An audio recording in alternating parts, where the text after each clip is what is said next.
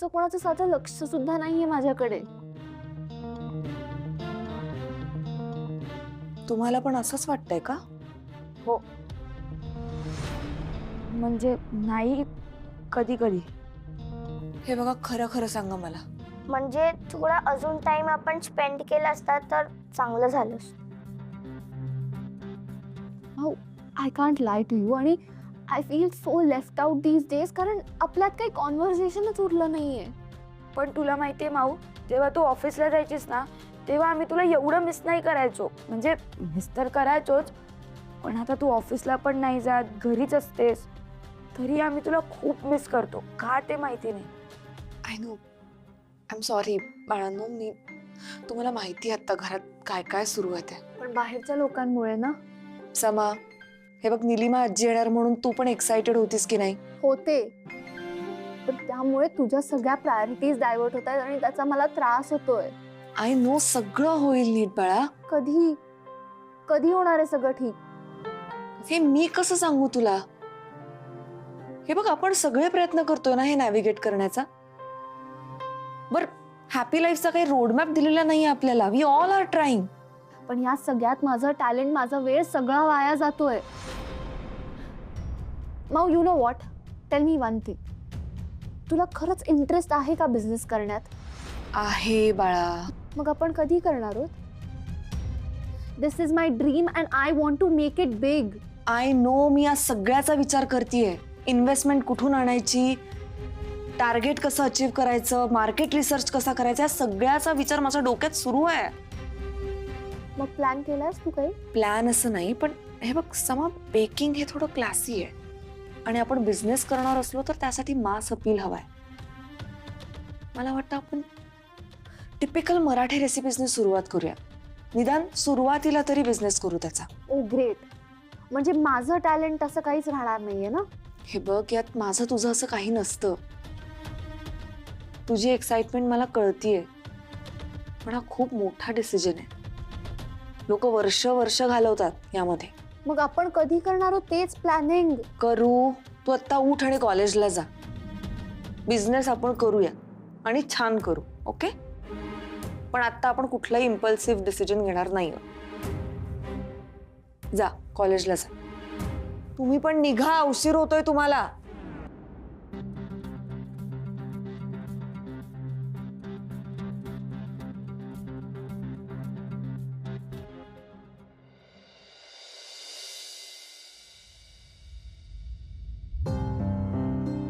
अरे काय झाली? ओ, इथे काय बसला तुम्ही? चला आतमध्ये चला ना. आता माझं ठरलंय, त्या ऑफिसमध्ये मी पाऊल सुद्धा ठेवणार नाही. का? काय झालं? नेहमीच. अरे तिचं वय काय, तिची लायकी काय, सगळ्यांसमोर वाटेल ते बोलली मला हर्षा. शेवटी माझा पेशन्स संपला. सरळ रेसिग्नेशन टाईप केलं, तिच्या टेबलवर टाकलं आणि निघून आलो सरळ थेट इथं. येतो काय जाईल काय जाईल. असं नका करू. आपण बोलू ना, हर्षाबरोबर बोलू आपण. हो तर मी बोलतो ना. नको माझगाव, बस झालं. मला इथं काम नाही करता येणार. रोज होणारा मनस्ताप नाही सहन करू शकत मी. भैरवी होती तोपर्यंत गोष्ट वेगळी होती, पण आता नाही शक्य. नाही, पण या वयात असं दुसरीकडे कुठे जाऊन तुम्ही म्हणजे गैरसमज करून घेऊ नका. पण काय झालंय माहिती, टेक्नॉलॉजी बदलते ना, आणि बदलली त्याच्याबरोबर जुळून घेणं आपल्याला कठीण जात आहे. हरकत नाही, पडेल ते काम करेन मी, पण इथं रोज होणारा अपमान मी सहन करू शकत नाही. येतो मी माझगावकर.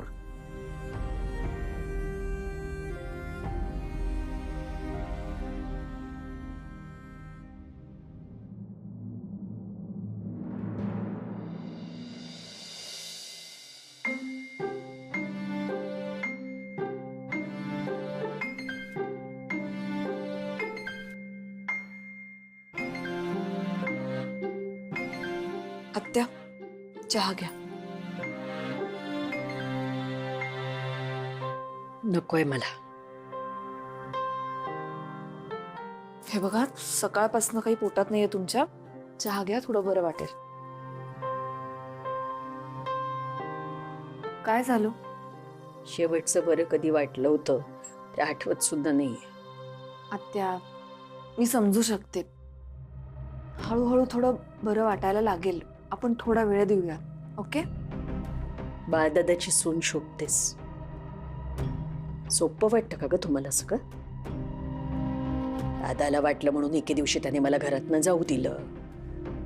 पुन्हा एके दिवशी त्यालाच वाटलं की मला घरातनं घेऊन यावं म्हणून माझ्या हक्काच्या घरातनं मला इथे घेऊन आला. मला माझं घर आहे, संसार आहे. पण त्यात जर तुम्ही सुखी नसाल तर माझं मी बघून घेईन. तुमच्याकडनं कुठल्याही मदतीची अपेक्षा नाहीये मला. मरून जाईन मी बघेन माझं काय. आले इतकी वर्ष आले तुमच्याकडे, इतकी वर्ष याच परिस्थितीत होते ना. एक दिवस तरी आले तुमच्याकडे मदत मागायला. मग आज अचानक काय आहे हे सगळं? 35 वर्ष कोंडून घेतलं मी मला माझ्या घरात. माझ्या नवऱ्याच्या परवानगीशिवाय साधी कोपऱ्यापर्यंत पण गेले नाही कधी. माझं घर हेच माझं जग होतं. याला घर नाही, तुरुंग म्हणतात. अगं पण त्या तुरुंगातच वर्षानुवर्ष खितपत पडायची सवय झाली ना की तुरुंग हेच घर वाटायला लागतं. आणि मग हे असं मोकळ्या वातावरणात आलं ना की जीव घुसमटतो माझा. माझ्या नवऱ्याला जर कळलं ना मी त्याच्या तावडीतून सुटले तर सहन नाही होणार त्याला. आत्या, या सगळ्याचा दोष तुम्ही बाबांना का देताय? मग कोणाला देऊ? नशिबाला. एकुलती एक लेक नव्हते मी माझगावकरांच्या घरातली. भाऊ होता मला, मोठा भाऊ. त्यावेळेला दादाने जर मला समजून घेतलं असतं ना तर आज ही परिस्थिती ओढवली नसती. हे बघा, त्यावेळेस वडील गेले होते तुमचे. त्याचा धक्का त्यांना बसला नसेल. बरं, त्याआधी सुद्धा त्यांनी खूप प्रयत्न केले होते. तुम्हाला लक्षात असेल तर तुमचं लग्न थांबवण्यासाठी सुद्धा बाबांनी प्रयत्न केले होते. आत्या, तुम्ही ऐकलं नाही. हो ग बाई, हो. नाही नाही नाही, मला नव्हती अक्कल. अक्कल शेण खायला गेली होती ना तेव्हा, आणि आता सुद्धा नाहीये मला. नाहीच आहे अक्कल. पण मग आता का आलंय हा दादा परत माझ्या आयुष्यात? वेणू वहिनीची शेवटची इच्छा होती म्हणून, आणि ती त्याला आत्ता कळली म्हणून. म्हणजे ती कळली नसती तर माझ्याकडे ढुंगून बघायला आला नसता हा. हे बघा, तुमचा खूप मोठा गैरसमज होतोय. गैरसमज? किती वर्ष झाली का तुला या घरात येऊन? किती महिने झाले? ते महत्वाचं नाही आत्या. का? माझ्या भावाला तू माझ्यापेक्षा जास्त ओळखतेस? लग्न होईपर्यंत 20-22 वर्ष होते मी त्याच्या बरोबर. तुला काय वाटतं माझा भाऊ माझ्यापेक्षा तुला जास्त कळतो? हो, कारण पूर्णपणे बदललेत ते आता. खूप माणसं गमावली आहेत त्यांनी. खूप सहन केले आणि अजूनही करतायत. हे बघ, तू कसाची बाजू घेऊ नकोस. माझ्या आयुष्याची जी काही वाट लागली ती त्याच्यामुळेच लागली आहे. पण तेच जर आज तुम्हाला मदत करायला तयार असतील तर? उपकार करतोय माझ्यावर? उपकार करतोय? इतकी वर्ष माझ्या नवऱ्याच्या घरात बंदिस्त होते. आता मनात आलं तरी इथून बाहेर पडू शकत नाही. म्हणजे आता माझ्या भावाच्या घरात बंदिस्त आहे. त्याला मदत करायची आहे ना मला. हा, मग त्याला सांग कुठेतरी गावी किंवा कुठेही मला एक घर घेऊन दे म्हणावं. मी राहीन माझी जगीन शांत शांत. माझा नवरा जर आत्ता इथे आला ना तर भयंकर मोठा गोंधळ माजेल. त्याला मदत करायची आहे ना मला, मग त्याला सांग कर म्हणा निलिमाची कायमची व्यवस्था कर. सांग. आत्या,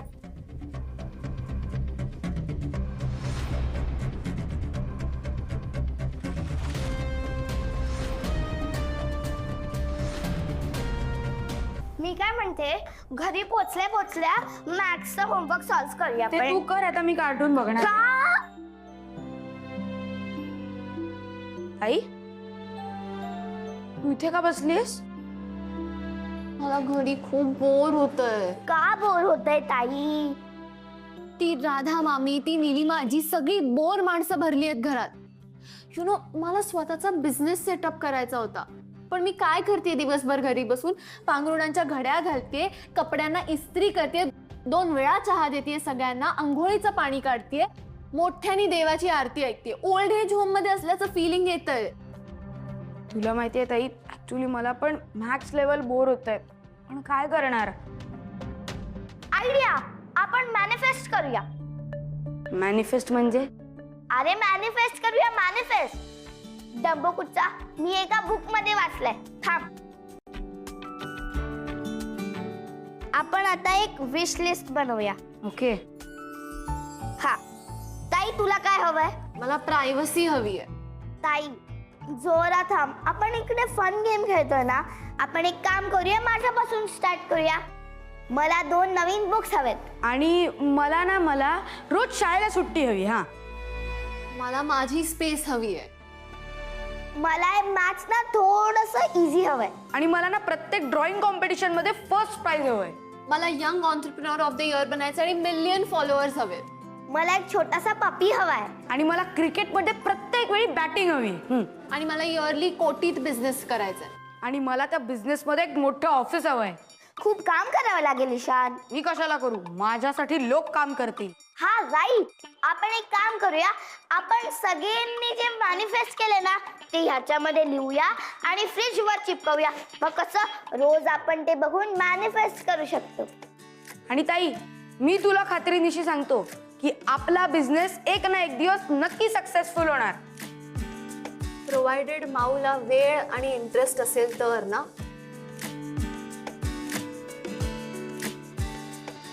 सांग ना, कसा वेळ मिळणार आहे तुला? वेळ काढला की नक्की मिळेल. थोडे ऍडजस्टमेंट्स करावे लागतील, कामं डेलिगेट करावी लागतील. गुड. एवढं प्लॅनिंग आहे तुझं? मग जागेचं काय, घराचं काय? त्या निलिमा आत्याला घरी आणून ठेवलंय बाबांनी. बरं ठीक आहे, दुसरीकडे सोय करायची झाली तरी कशी करणार आहेत बाबा? मनीष त्या बाहेर आहेत, हळू बोल. का हळू बोलू मी? मी काय घाबरत नाही कोणाला. माझं घर आहे, मी प्रॅक्टिकली बोलतोय. एवढ्या माणसांना खायला घालायचं कोण जबाबदारी घेणार आहे? मी सांगितलं ना, मी करते काहीतरी. काय करशील आणि कधी? वेळ गेल्यावर? हे बघ, काहीतरी म्हणजे काय? काय करायचंय? प्रत्येक वेळेला इतक्या टोकाला जायची गरज नाही अनिश. भैरवी, तुला माहिती आहे काय चुकतंय तुझं? एकाच वेळी प्रत्येक दगडावर पाय ठेवायचा प्रयत्न करतेस तू. हो, कारण आपल्याकडे दुसरा ऑप्शनच नाहीये.